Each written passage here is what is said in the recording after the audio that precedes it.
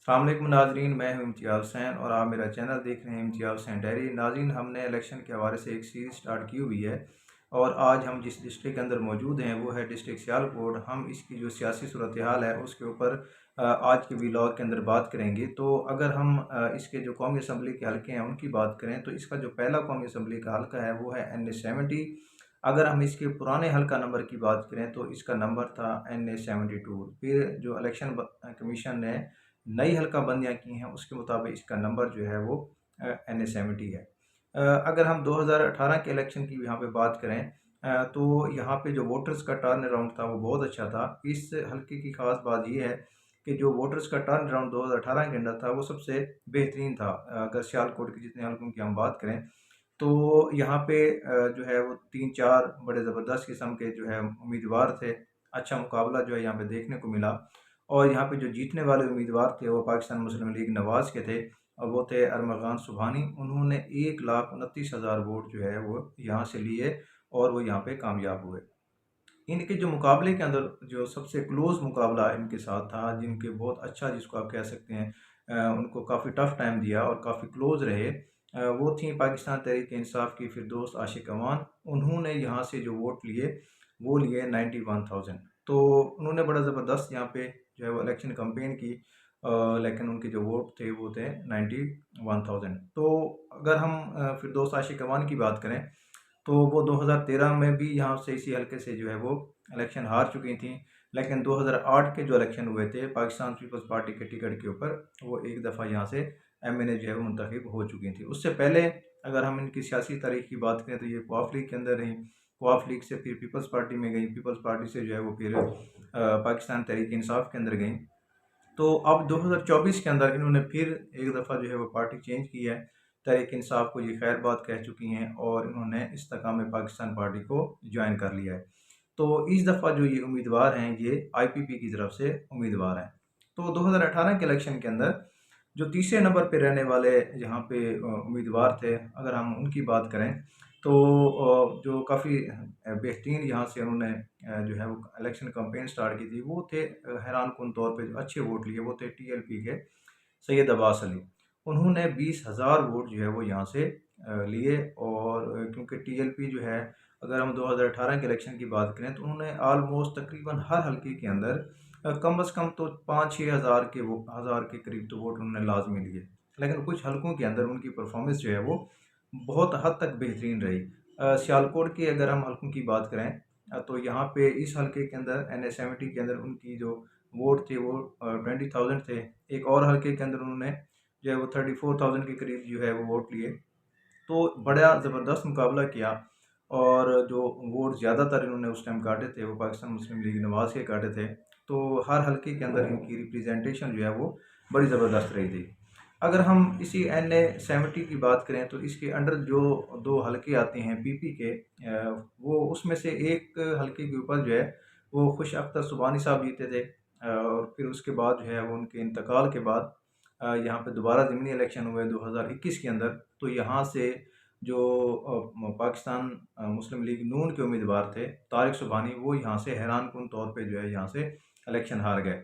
और जो जीतने वाले उम्मीदवार थे वो थे एहसन सलीम बरियार, जो कि पाकिस्तान तहरीक इंसाफ के टिकट के ऊपर उन्होंने इलेक्शन लड़ा और वो यहाँ से 62,000 वोट लेके यहाँ से कामयाब हुए। और अगर हम एहसन सलीम बरियार की बात करें तो इनके जो वालिद हैं सलीम बरियार, उनका सियालकोट के अंदर बड़ा अच्छा असर रसूख है। सियालकोट चैम्बर के जो हैं वो सदर रहे हैं और जो बिज़नेस कम्युनिटी है सियालकोट की, उनके अंदर इनका बड़ा एक रिस्पेक्ट है, एक बड़ा नाम है।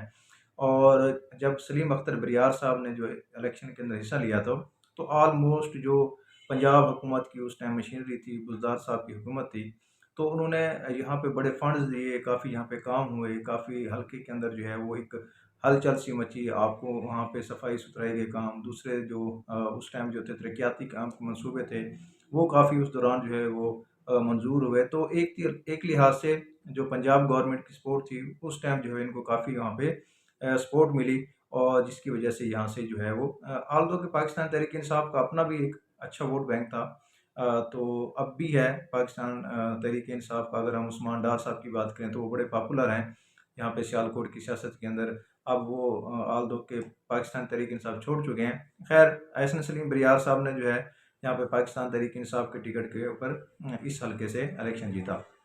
और अगर हम NH-70 की बात करें तो यहाँ पे जो तहसील सियालकोट है उसके इलाके और डस्का के कुछ इलाके जो हैं उसके अंदर शामिल हैं। अब हम इलेक्शन की अगर हम बात करें जो अब की सूरत हाल है यहाँ पे NH-70 के अंदर, तो पाकिस्तान मुस्लिम लीग नवाज़ ने जो है वो अपने उम्मीदवार को बरकरार रखा है। 2018 के अंदर अरमगान सुबहानी साहब ने इलेक्शन में हिस्सा लिया था, तो अब भी वो पाकिस्तान मुस्लिम लीग नवाज़ के उम्मीदवार हैं और काफ़ी मजबूत उम्मीदवार हैं यहाँ पे। और इस दफ़ा भी जो है वो अच्छी खासी पोजीशन के अंदर मौजूद हैं। और इनके मुकाबले के अंदर फिर एक दफ़ा इनके जो हरीफ हैं फिरदौस आशिक अमान वो यहाँ पे मौजूद हैं, लेकिन वो इस दफ़ा पाकिस्तान तहरीक इंसाफ की बजाय IPP के टिकट के ऊपर जो है वो यहाँ पे इलेक्शन में हिस्सा ले रही हैं। जो पाकिस्तान तहरीक इंसाफ है उनकी तरफ से यहाँ पे 2 उम्मीदवार जो हैं वो मैदान के अंदर मौजूद हैं। एक हैं सईद अहमद भली, और ये लास्ट टाइम जो है वो PP के टिकट के ऊपर जो है, PP मतलब जो प्रोविंशियल असम्बली है उसके टिकट पे थे। सूबाई असम्बली के टिकट पे जो हल्के के ऊपर इलेक्शन उन्होंने हिस्सा लिया था। और दूसरे जो हैं वो हैं मुबश्शिर अवान, वो जो है आजकल काफ़ी एक्टिव हैं, काफ़ी कैंपेन कर रहे हैं। और ये दोनों जो हैं ये उम्मीदवार हैं पाकिस्तान तहरीक इंसाफ के टिकट के लिए। तो क्योंकि जो सईद अहमद वली हैं उनका एक एक्सपीरियंस है, वो सूबाई सतह के ऊपर इलेक्शन लड़ चुके हैं। और मलिक मुबश्शिर अवान जो हैं वो भी आजकल बड़े एक्टिवली जो है वो पार्टिसिपेट कर रहे हैं, कैंपेन कर रहे हैं। अब देखिए पाकिस्तान तहरीक इंसाफ जो है वो किसको टिकट देती है। अगर हम सियालकोट की बात करें तो यहाँ पे एक और मशहूर शख्सियत भी सियालकोट के अंदर जो है मौजूद हैं, जहाँ पे ख़ास तौर पे इस हल्के के अंदर जिनका असर रसूख है वो है चौधरी अमीर हुसैन। अगर आप चौधरी अमीर हुसैन आपको अपने मेमोरी को रिकॉल करें, तो पाकिस्तान मुस्लिम लीग क्वाफ के टिकट के ऊपर ये एक दफ़ा MNA मुंतखब हुए थे और स्पीकर कौमी असम्बली भी रहे। तो वो 2002 में इलेक्शन जीते थे। और अब क्योंकि वो खुद जो है वो इलेक्शन के अंदर हिस्सा नहीं लेते, सियासत से उन्होंने तकरीबन जो है वो किनारा कशी अख्तियार की हुई है, लेकिन उनका जो अपना एक असर रसूख है इस इलाके के अंदर, इस हल्के के अंदर, तो वो हमेशा जिसकी तरफ जाते हैं तो उसका पलड़ा ज़रूर वहाँ पे भारी होता है। क्योंकि इनका जो अपना वोट बैंक है, इनका अपना पर्सनल जो असर रसूख है, इनके अपने जो ताल्लुकात हैं वो ज़्यादा हैं।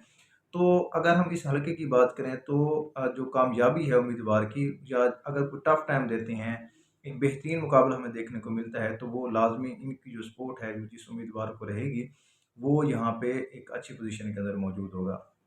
और दूसरा यहाँ पे सलीम जो है वो बरियार साहब हैं। जैसे मैंने स्टार्ट में बताया कि उनका बड़ा अच्छा असर रसूख है, बिजनेसमैन है, सियालकोट की जानी पहचानी शख्सियत हैं। आल दो के उन्होंने ऐलान किया जी वो पाकिस्तान तहरीक इंसाफ का हिस्सा नहीं है, लेकिन फिर भी अभी भी कुछ हल्के जो हैं वो कोशिश कर रहे हैं कि वो PTI के टिकट के ऊपर लड़ें, लेकिन अभी तक उन्होंने जो है वो कुछ वाज़ेह नहीं हो सका।